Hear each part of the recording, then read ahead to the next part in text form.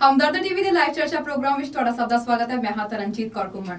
ਦੋਸਤੋ, ਅੱਜਕੱਲ ਹਰ ਕੋਈ ਆਪਣੀ ਸਿਹਤ ਨੂੰ ਲੈ ਕੇ ਬਹੁਤ ਜ਼ਿਆਦਾ ਕੌਨਸ਼ੀਅਸ ਹੋ ਚੁੱਕਿਆ ਹੈ। ਅਸੀਂ ਜਿਮ ਜਾਂਦੇ ਹਾਂ, ਡਾਈਟ ਵੀ ਅਸੀਂ ਪ੍ਰੋਪਰ ਲੈਂਦੇ ਹਾਂ, ਅਸੀਂ ਡਾਈਟਿੰਗ ਵੀ ਕਰਦੇ ਹਾਂ ਤਾਂ ਕਿ ਅਸੀਂ ਸਿਹਤਮੰਦ ਰਹਿ ਸਕੀਏ ਅਤੇ ਅਸੀਂ ਆਪਣੇ ਆਪ ਨੂੰ ਫਿਟ ਰੱਖ ਸਕੀਏ। ਜਿਮ ਵੀ ਜਾਂਦੇ ਹਾਂ ਤੇ ਪਰ ਜਦੋਂ ਕੋਈ ਕਹਿ ਦਿੰਦਾ ਹੈ ਕਿ ਤੇਰਾ ਫਰਕ ਨਹੀਂ ਪਿਆ, ਮੋਟਾਪਾ ਉਵੇਂ ਹੀ ਬਰਕਰਾਰ ਆ, ਤਾਂ ਦਿਲ ਕਿਤੇ ਨਾ ਕਿਤੇ ਟੁੱਟ ਜਾਂਦਾ। ਪਰ ਘਬਰਾਉਣ ਦੀ ਲੋੜ ਨਹੀਂ ਹੈ, ਕਿਉਂਕਿ ਅੱਜ ਅਸੀਂ ਮੋਟਾਪੇ ਨਾਲ ਸੰਬੰਧਿਤ ਜਿਹੜੇ ਸਾਡੇ ਵੀਵਰਸ ਨੇ, ਜਿਹੜੇ ਮੋਟਾਪੇ ਤੋਂ ਬਹੁਤ ਜ਼ਿਆਦਾ ਪਰੇਸ਼ਾਨ ਨੇ ਤੇ ਮੋਟਾਪਾ ਐਕਸਰਸਾਈਜ਼ ਕਰਕੇ ਵੀ ਨਹੀਂ ਜਾ ਰਿਹਾ, ਉਹਨਾਂ ਦੇ ਲਈ ਅੱਜ ਸਾਡਾ ਸਪੈਸ਼ਲ ਐਪੀਸੋਡ ਹੈ। ਤੇ ਮੋਟਾਪੇ ਨੂੰ ਕਿਵੇਂ ਘਟਾਇਆ ਜਾ ਸਕਦਾ ਹੈ ਤੇ ਕਿਹੜੀਆਂ-ਕਿਹੜੀਆਂ ਸਰਜਰੀਜ਼ ਮੋਟਾਪੇ ਨੂੰ ਘੱਟ ਕਰਨ ਲਈ ਅਵੇਲੇਬਲ ਨੇ, ਇਹਦੇ ਬਾਰੇ ਗੱਲਬਾਤ ਕਰਨ ਲਈ ਸਾਡੇ ਨਾਲ ਮੌਜੂਦ ਨੇ doctor Jasmeet Singh Ahluwalia, consultant bariatric and advance laparoscopic surgeon. ਤੁਹਾਡਾ ਬਹੁਤ-ਬਹੁਤ ਸਵਾਗਤ ਹੈ ਜੀ ਸਾਡੇ ਸਟੂਡੀਓ ਦੇ ਵਿੱਚ ਇੱਕ ਵਾਰ ਫਿਰ ਤੋਂ। Thank you. ਡਾਕਟਰ ਸਾਹਿਬ, ਪਹਿਲਾਂ ਤਾਂ ਇਹ ਦੱਸੋ ਕਿ ਜਿਵੇਂ ਹਰ ਕੋਈ ਮਿਹਨਤ ਕਰਦਾ ਹੈ ਕਿ ਪਤਲਾ ਹੋਈਏ, ਜਿਮ ਜਾਂਦੇ ਆ, ਡਾਈਟਿੰਗ ਵੀ ਕਰਦੇ ਆ, ਪਰ ਫਿਰ ਵੀ ਪਤਲੇ ਨਹੀਂ ਹੋ ਪਾਉਂਦੇ। ਪਹਿਲੀ ਤਾਂ ਗੱਲ ਇਹ ਕਿ ਮੋਟਾਪੇ ਦੀ ਪਰਿਭਾਸ਼ਾ ਕੀ ਹੈ ਤੇ ਮੋਟਾਪੇ ਨੂੰ ਕਿਵੇਂ ਮਾਪਿਆ ਜਾ ਸਕਦਾ, ਕਿਉਂਕਿ ਅਸੀਂ ਦੇਖਦੇ ਇੱਕ ਦੂਸਰੇ ਨੂੰ ਕਿ ਹਾਂਜੀ ਤੂੰ ਥੋੜਾ ਮੋਟਾ ਲੱਗ ਰਿਹਾ ਜਾਂ ਤੂੰ ਥੋੜੀ ਮੋਟੀ ਲੱਗ ਰਹੀ ਹੈ। ਇਹ ਥੋੜਾ ਮੋਟਾ ਜਾਂ ਥੋੜੀ ਮੋਟੀ ਦਾ ਅਸਲ ਦੇ ਵਿੱਚ ਜੇ ਅਸੀਂ ਇਹਨੂੰ ਪ੍ਰੋਪਰ ਸ਼ਬਦ ਦਿੱਤਾ ਜਾਵੇ ਤਾਂ ਮੋਟਾਪੇ ਦੇ ਵਿੱਚ ਮੋਟਾਪੇ ਨੂੰ ਮਾਪਣ ਦਾ ਅਸਲ ਵਿੱਚ ਸਹੀ ਮਾਪਦੰਡ ਕੀ ਹੈ? ਓਕੇ, ਮੋਟਾਪੇ ਨੂੰ ਨਾਪਣ ਲਈ ਕਈ ਸਾਰੇ ਇੰਡੀਕੇਟਰਸ ਹੈ, ਬਟ ਜਿਹੜਾ ਮੋਸਟ ਕਾਮਨਲੀ ਯੂਜ਼ ਅਸੀਂ ਕਰਦੇ ਹਾਂ that is called BMI, that is body mass index. ਇਸ ਲਈ ਯੂਜ਼ ਕੀਤਾ ਜਾਂਦਾ ਹੈ ਕਿਉਂਕਿ ਉਹਨੂੰ ਕੈਲਕੂਲੇਟ ਕਰਨਾ ਬੜਾ ਆਸਾਨ ਹੈ ਜੀ। ਤੁਸੀਂ ਆਪਣੇ ਸਮਾਰਟਫੋਨ ਤੇ ਐਂਡਰੋਇਡ ਜਾਂ ਐਪਲ ਫੋਨ ਦੇ ਉੱਪਰ ਇੱਕ ਐਪ ਡਾਊਨਲੋਡ ਕਰੋ ਬਾय ਦ name of BMI calculator. Okay, ਉਹਦੇ 'ਚ ਆਪਣੀ ਹਾਈਟ ਔਰ weight ਤੁਸੀਂ ਐਂਟਰ ਕਰਨੀ ਹੈ and that will give you your BMI। ਕੀ BMI ਜੈਂਟਸ ਐਂਡ ਲੇਡੀਜ਼ ਦਾ ਵੱਖਰਾ ਹੁੰਦਾ ਜਾਂ ਇੰਡੈਕਸ ਸੇਮ ਹੁੰਦਾ? ਸੇਮ ਹੁੰਦਾ ਇੰਡੈਕਸ। ਓਕੇ। ਔਰ ਏਸ਼ੀਅਨਸ ਲਈ ਜਿਹੜਾ ਇੰਡੀਅਨਸ ਵੀ ਆਉਂਦੇ ਸਾਡਾ normal upper limit of BMI is considered to be 22.5। Okay. ਅਗਰ 22.5 ਤੋਂ ਜ਼ਿਆਦਾ ਹੈ ਦੈਟ ਮੀਨਸ ਕਿ weight ਤੁਹਾਡਾ ਹੁਣ ਨਾਰਮਲ ਨਾਲੋਂ ਜ਼ਿਆਦਾ ਹੈ। 27.5 ਤੱਕ ਅਸੀਂ ਓਵਰਵੇਟ ਕੈਟਾਗਰੀ ਕਰਨੇ ਹੈ ਕਿ ਤੁਹਾਡਾ weight ਜ਼ਿਆਦਾ ਹੈ ਲੇਕਿਨ ਹਾਲੇ ਵੀ ਓਬੇਸਿਟੀ ਨਹੀਂ ਬਣਿਆ। ਲੇਕਿਨ ਅਗਰ 27.5 ਤੋਂ ਜ਼ਿਆਦਾ ਹੈ ਫਿਰ ਓਬੇਸਿਟੀ ਗ੍ਰੇਡ 1 ਹੈ। ਔਰ ਓਬੇਸਿਟੀ ਬਾਈ ਡੈਫੀਨੇਸ਼ਨ ਹੈ ਕਿ ਤੁਹਾਡਾ ਹੁਣ weight ਇੰਨਾ ਜ਼ਿਆਦਾ ਹੈ ਕਿ ਤੁਹਾਡੀ ਹੈਲਥ ਨੂੰ ਨੁਕਸਾਨ ਕਰ ਰਿਹਾ ਹੈ। ਜੀ। ਸੋ ਉਹਦੇ ਵਿੱਚ ਸਾਨੂੰ ਸਟ੍ਰਿਕਟ ਮੈਜਰਸ ਲੈ ਕੇ ਇਹਨੂੰ ਵਾਪਸ ਲਿਆਉਣ ਦੀ ਜ਼ਰੂਰਤ ਹੈ। ਜੀ। ਔਰ ਅਗਰ ਇਹ ਹੋਰ ਵੱਧ ਕੇ 32.5 ਤੋਂ ਉੱਪਰ ਚਲਾ ਜਾਏ ਤਾਂ ਗ੍ਰੇਡ 2 ਔਰ 37.5 37.5 ਤੋਂ ਉੱਪਰ ਗ੍ਰੇਡ 3 ਬਣ ਜਾਂਦਾ ਹੈ। ਓਕੇ। ਔਰ ਹਰ ਇੱਕ ਗ੍ਰੇਡ ਦੇ ਹਿਸਾਬ ਨਾਲ ਅਸੀਂ ਇਹਨੂੰ ਕਲਾਸੀਫਾਈ ਕਰਕੇ ਹਰ ਇੱਕ ਗ੍ਰੇਡ ਲਈ ਅਲੱਗ-ਅਲੱਗ ਟ੍ਰੀਟਮੈਂਟ। ਜੀ। ਮਤਲਬ ਜਿਹੜੇ ਗ੍ਰੇਡ ਜਿਵੇਂ ਵਧੀ ਜਾਏਗਾ ਉਹਦੇ ਟ੍ਰੀਟਮੈਂਟਸ ਉਹਨੂੰ ਘਟਾਉਣ ਲਈ, ਮੋਟਾਪੇ ਨੂੰ ਸਹੀ ਕਰਨ ਦੇ ਲਈ ਅਲੱਗ-ਅਲੱਗ ਉਹਦੇ ਟ੍ਰੀਟਮੈਂਟਸ ਅਵੇਲੇਬਲ ਹੁੰਦੇ ਆ। ਤੇ ਇੱਕ ਅੱਜਕੱਲ ਮਾਰਕੀਟ ਵਿੱਚ ਬਹੁਤ ਜ਼ਿਆਦਾ ਫੇਮਸ ਚੱਲ ਰਹੀ ਹੈ ਬੈਰੀਐਟ੍ਰਿਕ ਸਰਜਰੀ। ਇਹ ਸਰਜਰੀ ਕੀ ਹੈਗੀ ਹੈ ਤੇ ਕਦੋਂ ਇਸ ਦੀ ਜ਼ਿਆਦਾ ਜ਼ਰੂਰਤ ਪੈਂਦੀ ਹੈ? ਓਕੇ, ਇਹ ਫਸਟ ਆਫ ਆਲ ਅੱਜਕੱਲ ਦੀ ਨਹੀਂ ਹੈ, ਬੈਰੀਐਟ੍ਰਿਕ ਸਰਜਰੀ ਕਾਫੀ ਪੁਰਾਣੀ ਹੈ। ਜੀ। ਬੈਰੀਐਟ੍ਰਿਕ ਸਰਜਰੀ ਨੂੰ ਸਟਾਰਟ ਹੋਏ it has been almost 50 years, but of late 10 ਸਾਲਾਂ ਚ ਪਿਛਲੇ ਚ ਜ਼ਿਆਦਾ ਕਾਮਨ ਹੋ ਗਈ ਬਿਕੋਜ਼ ਹੁਣ ਇਹ ਸਾਰੀਆਂ ਬੈਰੀਐਟ੍ਰਿਕ ਸਰਜਰੀਜ਼ ਦੂਰਬੀਨ ਨਾਲ ਕੀਤੇ ਜਾਂਦੇ ਆ ਔਰ ਪੇਸ਼ੈਂਟ ਦੀ ਰਿਕਵਰੀ ਬੜੀ ਕੁਇਕ ਹੈ, ਕੰਪਲਿਕੇਸ਼ਨ ਰੇਟਸ ਘਟ ਰਹੇ ਡੇ ਬਾਈ ਡੇ। ਪਰ ਸਰਜਰੀ ਦਾ ਨਾਮ ਸੁਣ ਕੇ ਕਿਤੇ ਨਾ ਕਿਤੇ ਪੇਸ਼ੈਂਟ ਡਰ ਜਾਂਦੇ ਨੇ ਕਿ ਸਰਜਰੀ ਆ ਪਤਾ ਨਹੀਂ ਕਿਵੇਂ ਦੀ ਹੋਏਗੀ, ਉਸ ਤੋਂ ਬਾਅਦ ਮੈਂ ਪ੍ਰੋਪਰ ਆਪਣੀ ਉਵੇਂ ਹੀ ਲਾਈਫਸਟਾਈਲ ਨੂੰ ਵਾਪਸ ਰਿਕਵਰ ਕਰ ਪਾਵਾਂਗਾ ਕਿ ਨਹੀਂ। ਜਿਹੜੀਆਂ ਮਿਥਸ ਬਣੀਆਂ ਹੋਈਆਂ ਨੇ, ਕਿੰਨੀਆਂ ਕੁ ਜ਼ਿਆਦਾ ਟਰੂਥ ਨੇ ਇਹਨਾਂ ਦੇ ਵਿੱਚ, ਕਿੰਨਾ ਕੁ ਸੱਚਾਈ ਹੈ? ਇਹ ਮਿਥਸ ਜਿਹੜੇ ਹੈ ਐਕਚੁਅਲੀ ਮਿਥਸ ਹੀ ਹੈ। ਪੇਸ਼ੈਂਟਸ ਇੱਕ ਦੂਸਰੇ ਨਾਲ ਗੱਲ ਕਰਕੇ, ਆਪਣੇ ਰਿਲੇਟਿਵਸ ਨਾਲ ਗੱਲ ਕਰਕੇ ਆਪਣੇ ਮਨ ਦੇ ਵਿੱਚ ਧਾਰਨਾ ਬਣਾ ਲੈਂਦੇ ਹੈ ਕਿ ਬੈਰੀਐਟ੍ਰਿਕ ਸਰਜਰੀ ਹੈ ਬਹੁਤ ਵੱਡੀ ਚੀਜ਼ ਹੈ, ਬਟ ਐਕਚੁਅਲੀ ਉਹ ਇਹ ਨਹੀਂ ਜਾਣ ਪਾਉਂਦੇ ਕਿ ਅਗਰ ਤੁਸੀਂ ਨਹੀਂ ਕਰਵਾਓਗੇ ਤਾਂ ਇਹ ਮੋਟਾਪਾ ਤੁਹਾਡੀ ਹੈਲਥ ਲਈ ਹਰ ਸੈਕਿੰਡ ਨੁਕਸਾਨ ਕਰ ਰਿਹਾ ਹੈ। ਐਵਰੀ ਸੈਕਿੰਡ ਤੁਹਾਡਾ ਹਾਰਟ ਜਿਹੜਾ ਹੈ ਉਹ ਨਾਰਮਲ ਨਾਲੋਂ ਅਗਰ ਡਬਲ weight ਹੈ ਤਾਂ 2 ਗੁਣਾ ਕੰਮ ਕਰ ਰਿਹਾ ਹੈ। ਲਿਵਰ, ਕਿਡਨੀ, ਹਰ ਆਰਗਨ ਓਵਰਲੋਡਡ ਹੈ। ਉਹਨਾਂ ਦਾ ਖਰਾਬ ਹੋਣ ਦਾ ਚਾਂਸ, ਫੇਲ ਹੋਣ ਦਾ ਚਾਂਸ ਬਹੁਤ ਜ਼ਿਆਦਾ ਹੈ as compare to normal weight person. ਪਰ ਕਈ ਵਾਰੀ weight ਬਹੁਤ ਜ਼ਿਆਦਾ ਵਧਣ ਲੱਗ ਜਾਂਦਾ, ਕੋਈ ਪ੍ਰੋਬਲਮ ਵੀ ਨਹੀਂ ਹੁੰਦੀ। ਇੱਕ ਤਾਂ ਹੋ ਗਿਆ ਕਿ ਕਿਵੇਂ ਥਾਇਰਾਇਡ ਕਰਕੇ weight ਵਧਦਾ, ਕਿ ਦੋਵਾਂ ਹੀ ਸਿਚੁਏਸ਼ਨ ਵਿੱਚ ਜੇ ਸਾਨੂੰ ਕਿਸੇ ਨੂੰ ਕੋਈ ਪ੍ਰੋਬਲਮ ਹੈਗੀ, ਕੋਈ ਬਿਮਾਰੀ ਕਰਕੇ ਮੋਟਾਪਾ ਵਧ ਰਿਹਾ ਜਾਂ ਫਿਰ ਕਿਸੇ ਦਾ ਵੈਸੇ ਹੀ ਮੋਟਾਪਾ ਵਧ ਰਿਹਾ, ਕੋਈ ਬਿਮਾਰੀ ਨਹੀਂ ਹੈਗੀ, ਦੋਵਾਂ ਹੀ ਆਪਸ਼ਨਸ ਦੇ ਵਿੱਚ ਕੀ ਬੈਰੀਐਟ੍ਰਿਕ ਸਰਜਰੀ ਕਰਵਾਈ ਜਾ ਸਕਦੀ ਹੈ? ਕਰਵਾਈ ਜਾ ਸਕਦੀ। ਜਿਹੜੇ ਥਾਇਰਾਇਡ ਦੇ ਪੇਸ਼ੈਂਟਸ ਹੈ ਉਹਨਾਂ 'ਚ ਡੈਫੀਨਿਟਲੀ ਅਸੀਂ ਥਾਇਰਾਇਡ ਨੂੰ ਪਹਿਲਾਂ ਕੰਟਰੋਲ 'ਚ ਕਰਾਂਗੇ। ਅਗਰ ਥਾਇਰਾਇਡ ਦੇ ਹਾਰਮੋਨਸ ਘੱਟ ਹੈ ਤਾਂ ਹਾਰਮੋਨਸ ਹੋਰ ਦੇ ਕੇ ਉਹਨੂੰ ਨਾਰਮਲ ਲੈ ਕੇ ਆਵਾਂਗੇ, ਫਿਰ ਦੇਖਾਂਗੇ ਕਿ ਉਹਦੇ ਨਾਲ ਕਿੰਨਾ ਕੁ weight ਘਟਦਾ ਜੀ। ਲੇਕਿਨ ਅਗਰ ਉਹਦਾ weight ਬਹੁਤ ਜ਼ਿਆਦਾ ਹੈ ਤਾਂ ਯੂਜੂਅਲੀ weight loss ਮੈਸਿਵ ਨਹੀਂ ਹੁੰਦਾ, ਥੋੜਾ ਜਿਹਾ weight ਘਟੇਗਾ ਫਿਰ ਉਹ ਸਟੇਬਲ ਹੋ ਜਾਂਦਾ। ਉਸ ਤੋਂ ਬਾਅਦ ਅਸੀਂ ਸਰਜਰੀ ਕਰਦੇ ਹਾਂ। ਜਿਨ੍ਹਾਂ ਨੂੰ ਥਾਇਰਾਇਡ ਦੀ ਪ੍ਰੋਬਲਮ ਜਾਂ ਹੋਰ ਕੋਈ ਐਸੀ ਪ੍ਰੋਬਲਮ ਨਹੀਂ ਹੈ ਜਿਹਦੇ ਕਰਕੇ weight ਵੱਧ ਰਿਹਾ ਹੈ, ਫਿਰ ਡੈਫੀਨਿਟਲੀ ਸਰਜਰੀ ਹੀ ਆਪਸ਼ਨ ਆ ਜਾਂਦੀ ਹੈ। ਅਗਰ weight ਇੰਨਾ ਜ਼ਿਆਦਾ ਹੈ ਕਿ ਵਿਦਆਊਟ ਸਰਜਰੀ ਨਹੀਂ ਕੰਟਰੋਲ ਕੀਤਾ ਜਾ ਸਕਦਾ। ਤੇ ਇਹਦੇ ਸਕਸੈਸ ਰੇਸ਼ੀਓ ਕਿੰਨੇ ਨੇ ਤੇ ਕਿੰਨੀ ਜਲਦੀ ਰਿਜ਼ਲਟ ਦੇਖਣ ਨੂੰ ਮਿਲਦਾ ਇਹਦਾ? सक्सेस काफ़ी अच्छी है अगर पेशेंट्स प्रॉपरली काउंसल्ड होन, ਅਸੀਂ प्रोसीजर ऑफ चॉइस करिए, लो सर्जरी करिए ਜਿਹੜੀ ਪੇਸ਼ੈਂਟ ਨੂੰ ਚਾਹੀਦੀ ਹੈ। ਓਕੇ। ਔਰ ਰਿਜ਼ਲਟਸ ਦੇ over a period of time ਆਉਂਦੇ। ਇਮੀਡੀਏਟਲੀ ਪੇਸ਼ੈਂਟ ਜਦੋਂ ਘਰ ਜਾਏਗਾ ਹਸਪੀਟਲ ਤੋਂ 2 ਦਿਨ ਬਾਅਦ ਤਾਂ ਹਾਰਡਲੀ 2-4 kg ਹੀ weight down ਹੋਏਗਾ, ਬਟ ਫਸਟ ਮੰਥ ਦੇ ਐਂਡ ਅਰਾਊਂਡ 20% weight loss ਹੋ ਜਾਂਦਾ ਹੈ Okay. ਅਗਰ ਕਿਸੇ ਦਾ ਸਪੋਜ਼ 40 kg ਘਟਾਉਣਾ ਹੈ ਤਾਂ 5-10 kg ਦੇ ਵਿੱਚ ਫਸਟ ਮੰਥ ਹੋ ਜਾਂਦਾ। ਤੇ ਕੀ ਇੱਕ ਮਤਲਬ ਜਿਵੇਂ ਤੁਸੀਂ ਦੱਸ ਰਹੇ ਹੋ ਕਿ ਪੇਸ਼ੈਂਟ ਉਸ ਤੋਂ ਬਾਅਦ ਸਰਜਰੀ ਤੋਂ ਬਾਅਦ ਜਾਂਦਾ ਆ ਘਰ ਜਾਂਦਾ ਤੇ ਸਰਜਰੀ ਦਾ ਪੂਰਾ ਪ੍ਰੋਸੈਸ ਕਿੰਨੇ ਟਾਈਮ ਦਾ ਹੁੰਦਾ ਆ, ਕਿੰਨਾ ਕੁ ਉਹਨਾਂ ਨੂੰ ਟਾਈਮ ਜਿਹੜਾ ਹੈ ਡਾਕਟਰ ਦੇ ਕੋਲ ਬਿਤਾਉਣਾ ਪੈਂਦਾ ਆ ਤੇ ਉਹਨਾਂ ਨੂੰ ਕੀ ਕੀ ਪ੍ਰੀਕਾਸ਼ਨਸ ਤੁਸੀਂ ਦੱਸਦੇ ਹੋ ਫਿਰ? ਹਸਪੀਟਲ ਦੇ ਵਿੱਚ ਅਸੀਂ ਆਪਰੇਸ਼ਨ ਤੋਂ ਇੱਕ ਰਾਤ ਪਹਿਲਾਂ ਪੇਸ਼ੈਂਟ ਐਡਮਿਟ ਕਰਦੇ ਹਾਂ, ਪਿਛਲੀ ਸ਼ਾਮ usually rare cases same day morning. Okay. ਔਰ ਅਗਰ ਅੱਜ ਸਰਜਰੀ ਹੋਈ ਤਾਂ ਪਰਸੋਂ ਪੇਸ਼ੈਂਟ ਯੂਜੂਅਲੀ ਘਰ ਚਲੇ ਜਾਂਦੇ ਹਨ ਔਰ ਉਹਨਾਂ ਨੂੰ ਫਿਰ ਅਸੀਂ ਹਫਤੇ ਜਾਂ 10 ਦਿਨ ਬਾਅਦ ਫਸਟ ਫਾਲੋਅਪ ਲਈ ਬੁਲਾਉਂਦੇ ਹਾਂ। ਓਕੇ। ਉਸ ਤੋਂ ਬਾਅਦ ਅਗਰ ਉਹ ਬਾਹਰੋਂ ਆਏ ਅਬਰਾਡ ਤੋਂ ਦੈਨ ਦੇ ਗੋ ਬੈਕ ਔਰ ਸਾਨੂੰ ਟੈਲੀਫੋਨਿਕਲੀ WhatsApp ਤੇ ਅਦਰਵਾਈਜ਼ ਕਮਿਊਨੀਕੇਟ ਕਰਦੇ ਹਾਂ। ਜਿਹੜੇ ਸਾਡੇ ਕੋਲ ਵਾਪਸ ਆ ਸਕਦੇ ਆ ਉਹ ਆਫਟਰ 15 ਡੇਜ਼ ਇੱਕ ਵਾਰ ਦੁਬਾਰਾ ਦੇਖਦੇ ਹਾਂ। ਜੀ। ਫਿਰ 1 monthly interval for first 6 months to 1 year, ਉਸ ਤੋਂ ਬਾਅਦ 6 ਮਹੀਨੇ ਬਾਅਦ ਇੱਕ ਵਾਰੀ, ਓਕੇ। ਫਿਰ 1 ਸਾਲ 'ਚ ਇੱਕ ਵਾਰੀ ਅਸੀਂ ਚਾਹੁੰਦੇ ਹਾਂ ਕਿ ਸਾਨੂੰ ਜ਼ਰੂਰ ਮਿਲਣ ਦੇਖਣ ਲਈ ਕਿ ਕੋਈ ਪ੍ਰੋਬਲਮ ਤਾਂ ਨਹੀਂ ਆ। ਤੇ ਸਰਜਰੀ ਤੋਂ ਬਾਅਦ ਕੋਈ ਪ੍ਰੀਕਾਸ਼ਨਸ ਵੀ ਰੱਖਣੀਆਂ ਪੈਂਦੀਆਂ ਨੇ, ਕੁਝ ਖਾਣ ਪੀਣ ਦੀ ਜਾਂ ਕੋਈ ਆਪਣੀ ਲਾਈਫਸਟਾਈਲ ਨੂੰ ਲੈ ਕੇ ਕੋਈ ਪ੍ਰੀਕਾਸ਼ਨਸ ਰੱਖਣੀਆਂ ਪੈਂਦੀਆਂ ਨੇ? प्रिकॉशन से ये है कि जो हेल्दी फूड है वो खाना है, अनहेल्दी फूड अवॉइड करना है। जो घर से रोटी सब्जी बनती है वो ज्यादातर लेना है। Outside food initially I would suggest कि ना लो या रेयरली लो और हेल्दी फूड लो जी। और जो पेशेंट समझ नहीं पाते हुए है कि दे फील कि इवन दो उन्होंने ऑलरेडी लेके देखा प्रॉपर फूड फिर भी नहीं वेट कट रहा है, लेकिन आफ्टर सर्जरी डेफिनेटली वेट घटता है। ओके। और वही जो पहला एफर्ट्स कर रहे सी हल्की एक्सरसाइज या डाइटिंग ਉਹ ਆਫਟਰ ਸਰਜਰੀ ਬਿਕਮਸ ਜ਼ਿਆਦਾ ਵਧੀਆ ਰਿਜ਼ਲਟ ਦੇਖਣ ਨੂੰ ਮਿਲਦੇ ਨੇ। ਰਿਜ਼ਲਟ ਮਿਲ ਜਾਂਦੇ ਨੇ। ਬਿਫੋਰ ਸਰਜਰੀ ਡਾਈਟਿੰਗ ਕਰਨਾ ਆਲਮੋਸਟ ਇੰਪੋਸੀਬਲ ਹੈ ਅਗਰ ਤੁਹਾਡਾ weight ਬੈਰੀਏਟ੍ਰਿਕ ਸਰਜਰੀ ਰੇਂਜ ਹੈ, ਲੇਕਿਨ ਆਫਟਰ ਸਰਜਰੀ ਉਹ ਬੜਾ ਕੰਫਰਟੇਬਲੀ ਮੇਨਟੇਨ ਕਰ ਪਾਉਂਦਾ। ਬੈਰੀਏਟ੍ਰਿਕ ਸਰਜਰੀ ਕਿਸ ਪ੍ਰਕਾਰ ਦੀ ਸਰਜਰੀ ਆ ਕਿ ਇਹਦੇ ਵਿੱਚ ਵੀ ਅੱਗੇ ਕੋਈ ਹੋਰ ਆਪਸ਼ਨਸ ਅਵੇਲੇਬਲ ਹੈਗੇ ਨੇ? ਬੈਰੀਏਟ੍ਰਿਕ ਅਲੱਗ-ਅਲੱਗ ਟਾਈਪਸ ਦੀ ਹੈ। ਓਕੇ। ਇਹਦੇ ਚ ਕਈ ਟਾਈਪਸ ਆਫ ਸਰਜਰੀਜ਼ ਹੈ। ਪਹਿਲਾਂ ਤਾਂ ਅਸੀਂ ਇਹ ਦੇਖੀਏ ਕਿ ਕਿਹਨੂੰ ਕਰਵਾਉਣੀ ਹੈ। ਜੀ। ਸੋ ਅਗਰ ਕਿਸੇ ਦਾ BMI 32.5 मतलब 32.5 ਤੋਂ ਜ਼ਿਆਦਾ ਹੈ ਪਲੱਸ ਉਹਨੂੰ ਕੋਈ ਮੋਟਾਪੇ ਨਾਲ ਐਸੋਸੀਏਟਡ ਬਿਮਾਰੀ ਹੈ ਜਿਸ ਤਰ੍ਹਾਂ high blood pressure, sugar, high cholesterol, ਇਸ ਤਰ੍ਹਾਂ, ਤਾਂ ਉਹਨਾਂ ਕੇਸਿਸ ਦੇ ਵਿੱਚ ਬੈਰੀਏਟ੍ਰਿਕ ਸਰਜਰੀ ਇੰਡੀਕੇਟਡ ਹੈ। ਜਾਂ ਕਿਸੇ ਦਾ BMI 37.5 ਤੋਂ ਜ਼ਿਆਦਾ ਹੋ ਗਿਆ ਇਵਨ ਦੋ ਉਹਨੂੰ ਕੋਈ ਹੋਰ ਪ੍ਰੋਬਲਮ ਨਹੀਂ ਹੈ ਤਾਂ ਉਹਨਾਂ ਕੇਸਿਸ ਦੇ ਵਿੱਚ ਵੀ ਬੈਰੀਏਟ੍ਰਿਕ ਸਰਜਰੀ ਇੰਡੀਕੇਟਡ ਹੈ ਅਗਰ weight ਨਹੀਂ ਘਟ ਰਿਹਾ। और आजकल रिसेंटली बड़ा एक नवा ट्रेंड है कि वर्ल्ड ओवर बड़े सारे डायबिटीज एसोसिएशंस ਹੁਣ recommend करती हैं कि इवन दो पेशेंट ਦਾ BMI 27.5 ਤੋਂ ਹੀ ਜਸਟ ਜ਼ਿਆਦਾ ਹੈ ਔਰ ਉਹਦਾ ਸ਼ੂਗਰ ਕੰਟਰੋਲ ਨਹੀਂ ਹੋ ਰਹੀ, ਉਹਨਾਂ ਕੇਸਿਸ ਦੇ ਵਿੱਚ ਵੀ ਅਸੀਂ ਸਿਲੈਕਟਡ ਪੇਸ਼ੈਂਟਸ ਸਰਜਰੀ ਕਰਕੇ ਉਹਨਾਂ ਦਾ ਸ਼ੂਗਰ ਕੰਟਰੋਲ ਕਰ ਸਕਦੇ ਹਾਂ। ਓਕੇ। ਜਿਹੜੇ ਡਾਇਬੀਟਿਕ ਪੇਸ਼ੈਂਟਸ ਹੈਗੇ ਉਹਨਾਂ ਦੇ ਲਈ ਵੀ ਅਵੇਲੇਬਲ ਹੈ ਇਹ that treatment? Is called more of metabolic surgery ਜਾਂ ਡਾਇਬੀਟਿਸ ਸਰਜਰੀ। ਉਹ ਪੇਸ਼ੈਂਟ ਜਿਨ੍ਹਾਂ ਦੀ ਮੈਕਸਿਮਮ ਮੈਡੀਸਿਨਸ ਦੇ ਨਾਲ ਵੀ ਡਾਇਬੀਟਿਸ ਕੰਟਰੋਲ ਨਹੀਂ ਹੋ ਰਹੀ ਓਕੇ ਔਰ ਉਹਨਾਂ ਦੇ ਕੁਝ ਪੈਂਕਰੀਆਸ ਦੇ ਟੈਸਟ ਜਿਹੜੇ ਆ ਉਹ ਫੇਵਰੇਬਲ ਆਉਂਦੇ। ਸੋ ਇਹਦੇ ਚ ਟਾਈਪਸ ਆਫ ਸਰਜਰੀ ਸਭ ਤੋਂ ਕਾਮਨ ਜਿਹੜੀ ਵਰਲਡ ਓਵਰ ਅੱਜਕੱਲ ਹੈ that is called sleeve gastrectomy. Okay. ਜਿਹਦੇ ਚ ਅਸੀਂ ਸਿਰਫ ਸਟਮਕ ਦੀ ਕੈਪੈਸਿਟੀ ਘਟਾਉਂਦੇ ਹਾਂ। ਸਟਮਕ ਦਾ ਸਭ ਤੋਂ ਉੱਪਰਲਾ ਹਿੱਸਾ ਜਿਹਨੂੰ ਫੰਡਸ ਕਿਹਾ ਜਾਂਦਾ ਹੈ ਉਹਦੇ ਚ ਹੰਗਰ ਕਾਜ਼ਿੰਗ ਹਾਰਮੋਨਸ ਪਾਏ ਜਾਂਦੇ ਜਿਹਦੇ ਚ ਸਭ ਤੋਂ ਮੇਨ ਹੈ ਗ੍ਰੈਲਿਨ। ਸੋ ਜਿੰਨਾ ਜ਼ਿਆਦਾ weight ਹੋਏਗਾ ਉਨੇ ਹੀ ਸਾਡੇ ਆਰਗਨਸ ਵੀ ਅੰਦਰੋਂ ਵੱਡੇ ਹੋਈ ਜਾਂਦੇ ਬਿਕੋਜ਼ ਬੋਡੀ ਨੂੰ ਹੁਣ ਖਾਣਾ ਜ਼ਿਆਦਾ ਚਾਹੀਦਾ। ਸੋ ਸਟਮਕ ਦਾ ਜਿਹੜਾ ਹਾਰਮੋਨ ਸਿਕ੍ਰੀਟਿੰਗ ਪਾਰਟ ਹੈ ਫੰਡਸ ਉਹ ਵੀ ਵੱਡਾ ਹੋ ਜਾਂਦਾ। ਇਸੇ ਕਰਕੇ ਸਾਡੀ capacity to lose weight with exercise ਜਾਂ ਡਾਈਟਿੰਗ ਘਟਦੀ ਜਾਂਦੀ ਹੈ। ਐਕਸਰਸਾਈਜ਼ ਜਾਂ ਡਾਈਟਿੰਗ ਨਾਲ ਅਸੀਂ ਸਿਰਫ 5 ਤੋਂ 10% weight ਘਟਾ ਜਾਂਦੇ, ਲੇਕਿਨ ਅਗਰ ਉਸ ਤੋਂ ਜ਼ਿਆਦਾ ਤੁਹਾਡਾ weight ਘਟਾਉਣ ਵਾਲਾ ਹੈ ਫਿਰ ਬੈਰੀਏਟ੍ਰਿਕ ਸਰਜਰੀ ਕਰਾਉਣੀ ਪੈਂਦੀ ਹੈ। ਸਲੀਪ ਗੈਸਟ੍ਰੈਕਟਮੀ 'ਚ ਅਸੀਂ ਜਿੰਨਾ ਫालतू ਸਟਮਕ ਹੈ ਜਿੰਨਾ ਉਹਦਾ ਫੰਡਸ ਔਰ ਬਾਕੀ ਸਟਮਕ ਜਿੰਨਾ ਐਕਸੈਸ ਹੈ ਉਹ ਸਾਰਾ ਰਿਮੂਵ ਕਰ ਦਿੰਦੇ। ਇਹਦੇ ਨਾਲ ਮਲਟੀਪਲ ਇਫੈਕਟਸ ਹੁੰਦੇ ਆ ਬੋਡੀ ਤੇ। ਫਸਟ ਇਜ਼ ਕਿ ਹਾਰਮੋਨਸ ਦੇ ਲੈਵਲ ਬਹੁਤ ਘਟ ਜਾਂਦੇ ਆ ਜਿਹੜੇ ਭੁੱਖ ਲਗਾਉਂਦੇ। ਸੋ ਇਮੀਡੀਏਟਲੀ ਆਫਟਰ ਸਰਜਰੀ ਪੇਸ਼ੈਂਟ ਨੂੰ ਭੁੱਖ ਕਾਫੀ ਘੱਟ ਲੱਗਦੀ ਹੈ। ਸੈਕੰਡਲੀ ਪਹਿਲਾਂ ਉਹਨੂੰ ਪੂਰਾ ਸਟਮਕ ਭਰ ਕੇ ਖਾਣਾ ਪੈਂਦਾ ਸੀਗਾ, ਚਾਹੇ ਉਹ 2 ਰੋਟੀਆਂ ਨਾਲ ਜਾਂ 3 ਰੋਟੀਆਂ ਨਾਲ। ਹੁਣ ਉਹ ਥੋੜਾ ਜਿਹਾ ਖਾਣਾ ਖਾ ਕੇ ਉਹਨੂੰ ਇੰਨੀ ਅੱਛੀ ਫੀਲਿੰਗ ਆਉਂਦੀ ਜਿਸ ਤਰ੍ਹਾਂ ਉਹਨੇ ਪੂਰਾ ਪੇਟ ਭਰ ਕੇ ਖਾਣਾ ਖਾਇਆ ਜੀ।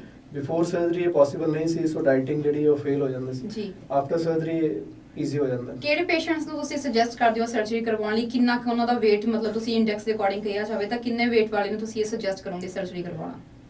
ਸਲੀਪ ਗੈਸਟ੍ਰੈਕਟਮੀ ਯੂਜੂਅਲੀ ਅਸੀਂ 45 BMI ਤੱਕ ਇਹਦੇ ਰਿਜ਼ਲਟਸ ਅੱਛੇ ਹੈ। ਓਕੇ। ਪਰ ਇਹਦਾ ਕੋਈ ਹਾਰਡ ਐਂਡ ਫਾਸਟ ਰੂਲ ਨਹੀਂ ਹੈ। ਹਰ ਸੈਂਟਰ ਹਰ ਵਰਲਡ ਦੇ ਡਿਫਰੈਂਟ ਰੀਜਨਸ ਚ ਡਿਫਰੈਂਟ ਇੰਡੀਕੇਸ਼ਨਸ ਹੈ। ਬਟ ਬਾਈ ਐਂਡ ਲਾਰਜ ਜੋ ਅਸੀਂ ਫੋਲੋ ਕਰਦੇ ਹਾਂ ਦੈਟ ਇਜ਼ ਕਿ 45 BMI ਤੱਕ प्योर स्लीप ਦਾ ਸਿੰਪਲ ਸਲੀਪ ਦਾ ਰਿਜ਼ਲਟ ਅੱਛੇ ਹੈ। ਓਕੇ।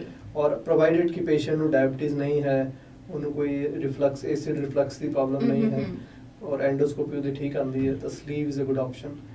ਐਂਡ ਉਹ ਪੇਸ਼ੈਂਟ ਜਿਨ੍ਹਾਂ ਨੇ ਹਾਲੇ ਕਨਸੀਵ ਕਰਨਾ ਹੈ, ਹਮ। ਮੈਰਿਡ ਨਹੀਂ ਹੈ, ਉਹਨਾਂ 'ਚ ਹਮ। ਵੀ ਸਲੀਵ ਜਿਹੜੀ ਹੈ ਉਹ ਪ੍ਰੈਫਰਡ ਸਰਜਰੀ। ਤੁਸੀਂ ਜਿਵੇਂ ਦੱਸ ਰਹੇ ਹੋ ਕਿ ਹਨਾ ਮੈਰਿਡ ਪੇਸ਼ੈਂਟਸ ਨੂੰ ਕਈ ਵਾਰੀ ਅਨਮੈਰਿਡ ਜਿਹੜੇ ਹੁੰਦੇ ਆ ਉਹਨਾਂ ਨੂੰ ਜ਼ਿਆਦਾ ਹੁੰਦਾ ਹੈ ਕਿ ਅਸੀਂ ਸਰਜਰੀ ਤਾਂ ਕਰਵਾ ਰਹੇ ਹਾਂ, ਪਤਾ ਨਹੀਂ ਅੱਗੇ ਜਾ ਕੇ ਮੈਰਿਡ ਲਾਈਫ ਵਿੱਚ ਕੋਈ ਪ੍ਰੋਬਲਮ ਨਾ ਆ ਜਾਵੇ। ਤੇ ਐਵੇਂ ਵੀ ਲੋਕਾਂ ਦੀ ਬਹੁਤ ਸਾਰੀ ਧਾਰਨਾ ਹੁੰਦੀ ਹੈ ਕਿ ਸਰਜਰੀਜ਼ ਦਾ ਨਾਮ ਸੁਣ ਕੇ ਜਿਵੇਂ ਅਸੀਂ ਕਹਿ ਦਿੰਦੇ ਆ ਕਿ ਇੱਕ ਜਿਹੜਾ ਅਨਮੈਰਿਡ ਪਰਸਨ ਹੈ ਸਰਜਰੀ ਕਰਵਾਉਣ ਤੋਂ ਬਾਅਦ ਆਪਣੀ ਮੈਰਿਡ ਲਾਈਫ ਨੂੰ ਸਹੀ ਵੇ ਨਾਲ ਸਪੈਂਡ ਕਰ ਸਕਦਾ ਹੈ। ਬਿਲਕੁਲ, ਇਹ ਬੜਾ ਅੱਛਾ ਵੈਲ ਪ੍ਰੂਵਨ ਹੈ ਕਿ अगर किसी का वेट बहुत ज़्यादा है तो बिकॉज ऑफ वेट भी उन्होंने रिप्रोडक्टिव प्रॉब्लम्स आती हैं जी। और after surgery they do very well, fertility improve हो जाती पहले नालों। और बड़े सारे लोग अनमैरिड हैं, they come to us weight reduce करके they find a better match, so it is very popular in unmarried people. ਇਹ ਤਾਂ ਅਨਮੈਰਿਡ ਦੀ ਗੱਲ ਹੋਈ ਤੇ ਜਿਹੜੇ ਮੈਰਿਡਸ ਨੇ ਜਾਂ ਜਿਹੜੇ ਥੋੜੇ ਏਜਡ ਹੋ ਚੁੱਕੇ ਨੇ ਉਹਨਾਂ ਨੂੰ ਤੁਸੀਂ ਫਿਰ ਕਿਹੜੀ ਸਰਜਰੀ ਰეკਮੈਂਡ ਕਰਦੇ ਹੋ ਕਿ ਉਹਨਾਂ ਦੀ ਅਕੋਰਡਿੰਗ ਜੇ ਉਹਨਾਂ ਦਾ 43 ਤੋਂ ਅਬਵ ਹੈ ਲੈਵਲ BMI ਲੈਵਲ ਤੇ ਉਹਨਾਂ ਨੂੰ ਫਿਰ ਤੁਸੀਂ ਕਿਹੜੀ ਸਰਜਰੀ ਤੁਸੀਂ ਕਹੋਗੇ ਪ੍ਰੈਫਰ ਕਰੋਗੇ? ये प्योरली एज रिलेटेड नहीं है, इवन ज़्यादा एज भी अगर BMI 45 नालों घट है वी फील कि स्लीव नाल वेट लूज कर सकते हैं। Sleeve is a milder form of surgery, सब तो सिंपल सर्जरी है।